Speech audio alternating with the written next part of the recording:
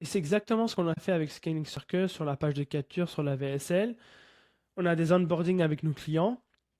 Et tout ce qu'on a fait, c'est analyser tous les onboardings pour faire ressortir les phrases clés, les tics des langages qu'ils utilisent pour les ajouter sur nos pages de capture, dans nos publicités, etc.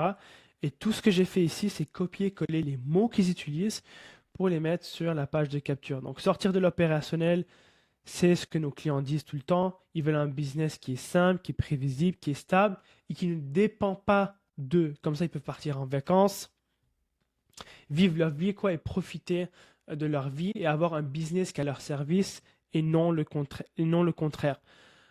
Tout en encaissant 7 chiffres de profit par an, sans faire des webinaires, sans faire des lancements et sans faire des challenges. La majorité des clients qui viennent chez nous en ont marre des webinaires, en ont marre des lancements, en ont marre des challenges parce que c'est pas prédictible, c'est comme des montagnes russes. Ils veulent quelque chose qui est simple.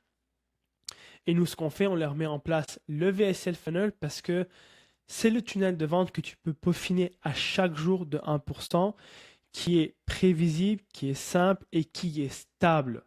Par la suite, ce que tu peux faire, c'est ajouter des webinaires et faire des lancements en back-end pour ajouter des pics de revenus. Mais si tu veux de la stabilité, si tu veux de la prévisibilité, le meilleur tunnel de vente, c'est vraiment le VSL Funnel. Donc là, je vais vous montrer comment justement attirer des prospects qualifiés avec l'IA. Alors, la première chose, c'est d'avoir iClose ou un outil qui est similaire comme Calendly. Ce que j'ai fait, c'est j'ai créé un système de scoring. Pourquoi? Parce qu'une fois que tu arrives à 100 000 euros par mois et que tu as énormément de volume, c'est important de pouvoir optimiser le calendrier de tes closers et optimiser le temps de tes setters. Et lorsqu'on a scalé jusqu'à 400 000 euros par mois, on a remarqué qu'on avait énormément de calls. Nos setters perdaient énormément de temps sur des listes qui n'étaient vraiment pas qualifiées. Donc, ce que j'ai décidé de mettre en place, c'est un système de scoring pour optimiser automatiquement avec l'IA et disqualifier les listes les plus nulles. Donc, les listes qui sont prouvées de ne pas convertir et d'optimiser uniquement sur les listes les plus qualifiées, de faire remonter ces datas-là sur les régies publicitaires comme Meta et Google pour que Meta et Google puissent aller chercher ces leads-là qui sont super qualifiés. Donc, première chose à faire, c'est d'extraire tes deals, donc toutes les prospects qu'ils ont closés, et aussi les personnes qui n'ont pas closé, donc les personnes qui ont été annulées par vos setters. Tu vas mettre tout ça sur Claude ou bien sur n'importe quel LLM. Tu vas lui demander de trouver des patterns des gens qui ont closé et des patterns aussi des gens qui n'ont pas closé pour comprendre la différence entre les deux. Et basé sur ça, tu vas créer un système de scoring. Okay.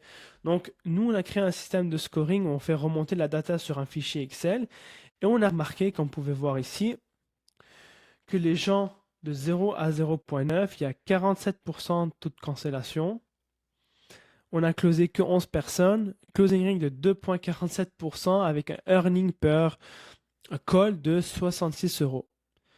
Et ce que je suis allé faire, c'est vraiment aller chercher en détail dans ce scoring-là et j'ai remarqué que les personnes qui avaient un scoring de 0 à 0.8, ça ne closait pas du tout. Donc ce qu'on a décidé de faire, c'est de disqualifier automatiquement tous les listes qui ont un score de 0 à 0.8 pour maximiser le temps des setters et de aussi maximiser le calendrier des closers. Donc on a tout simplement créé un Zapier pour disqualifier automatiquement les prospects qui ont un score de 0.8 et moins.